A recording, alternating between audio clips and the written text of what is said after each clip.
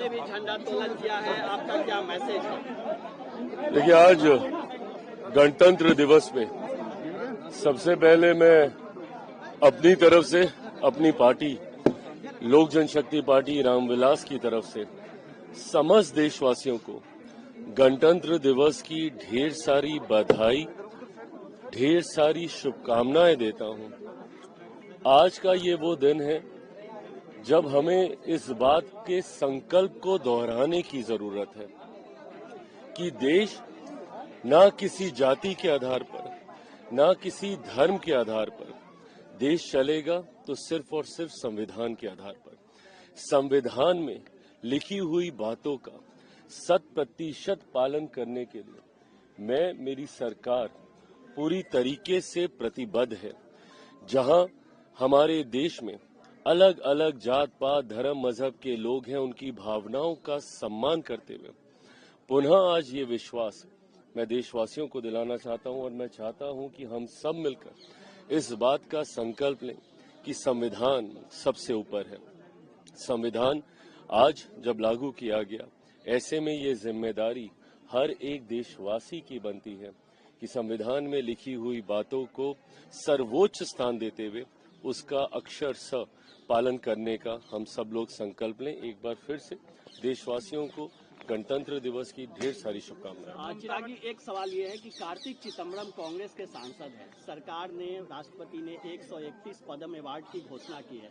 वो कह रहे हैं कि अगर वन नेशन वन इलेक्शन लागू हो गया तो सरकार के लिए मुश्किल होगा पद्म अवार्ड का चयन, और चूंकि अभी चुनाव वाले राज्यों से आसानी से पिक हो जाते हैं। इस तरह की टिप्पणी की गई है, आप सहमत हैं इस बयान से? आप मुझे बताइए, आदरणीय स्वर्गीय शिबू सोरेन जी को भी दिया गया है। कौन से चुनाव हो रहे हैं वहां पे और कौन सी राजनीति है? दिक्कत यही है ना कांग्रेस की, और कौन से वो हमारे गठबंधन के हैं या कौन से हमारे साथ उन्होंने काम किया, पर उसके बावजूद, और यही खूबसूरती रही है हमारी सरकार की और यही सोच मेरे प्रधानमंत्री नरेंद्र मोदी जी की रही है कि पद्म अवार्ड को बिना किसी राजनीति में उलझाए हुए, व्यक्ति विशेष का समर्पण देश के प्रति देखते हुए हम लोगों ने पिछले 11 सालों में ये पद्म अवार्ड देने का हम लोगों ने काम किया पहले। और जो कांग्रेस बोल रही है, सबसे ज्यादा राजनीति तो इन्हीं के कार्यकाल में होती थी।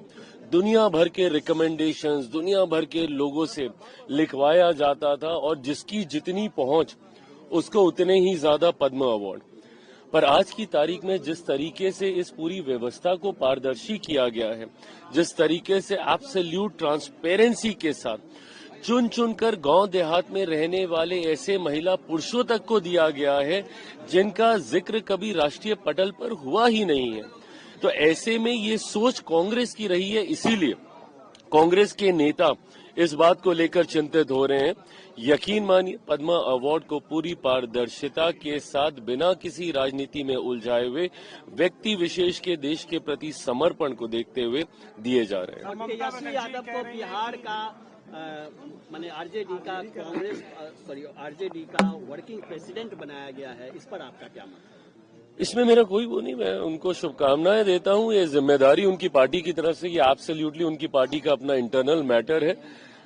पर ऐसा बहुत कम देखने को मिलता है कि अगर किसी के नेतृत्व में पार्टी का प्रदर्शन अच्छा नहीं रहे तो उससे सवाल जवाब किए जाते हैं, ना कि उन्हें बड़ी जिम्मेदारियां दी जाती हैं।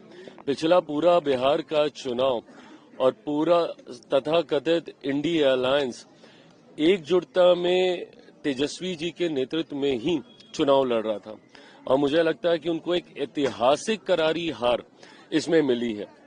उनका दल भी ऑलमोस्ट ऑल टाइम लोस पे उनका प्रदर्शन रहा है। ऐसे में जब प्रश्न किए जाने थे, जब जवाबदेही तय की जानी थी, उनको और बड़ी जिम्मेदारी दे दी जाती है। बहरहाल, जैसा मैंने कहा कि उनकी पार्टी का अपना इंटरनल मैटर है, मैं ज्यादा कुछ नहीं कहूंगा, बट इस बात ने साबित तो कर दिया कि उनके पार्टी में जितने वरिष्ठ नेता हैं उनकी कोई पूछ नहीं है तो सिर्फ ये परिवार की पार्टी है। परिवार ने एक से लेकर दूसरे को दिया, पर तकलीफ इस बात की है कि कम से कम इसमें परिवार भी संतुष्ट रहता तो भी शायद सवाल कम खड़े होते। बट ना आप परिवार को इस फैसले से खुश रख पा रहे हैं, ना पार्टी को इस फैसले से खुश रख पा रहे हैं। तो ऐसे में बहरहाल ये राजद की अपनी चिंता है। मुझे लगता है कि आने वाले समय में जरूर मंथन होगा इसके ऊपर। सर एक और सवाल है सर कि पटना में गर्ल्स हॉस्टल का एक मामला आया है, आप सरकार में हैं, पुलिस प्रशासन के ऊपर विपक्ष परिजन लगातार गंभीर आरोप लगा रहे हैं, लीपापोती का आरोप लग रहा है कि पुलिस प्रशासन सबूत मिटा रहा है।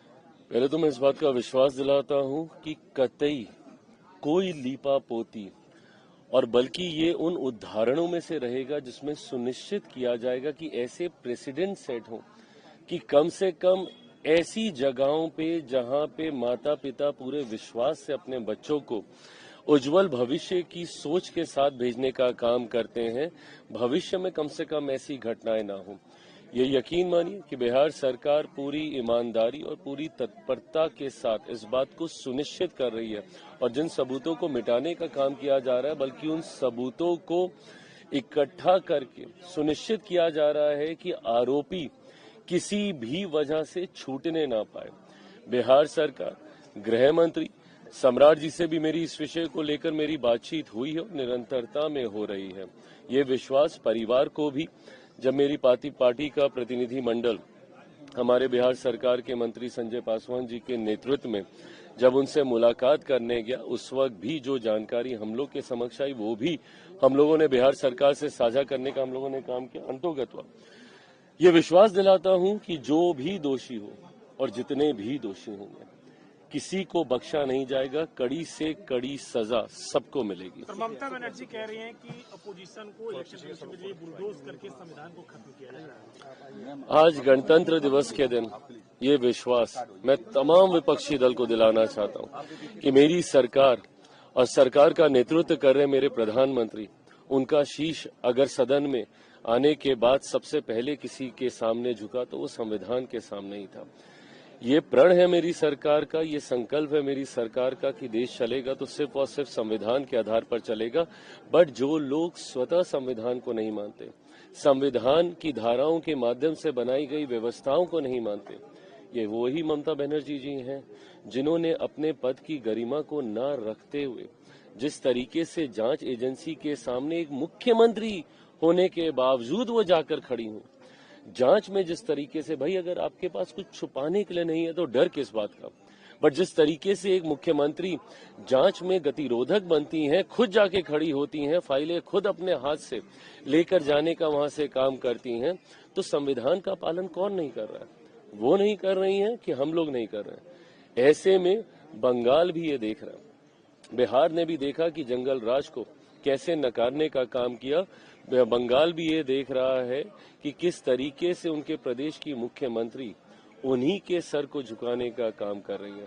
आने वाले चुनाव में बंगाल की जनता इसका भी जवाब देने का काम करेगी। Thank you.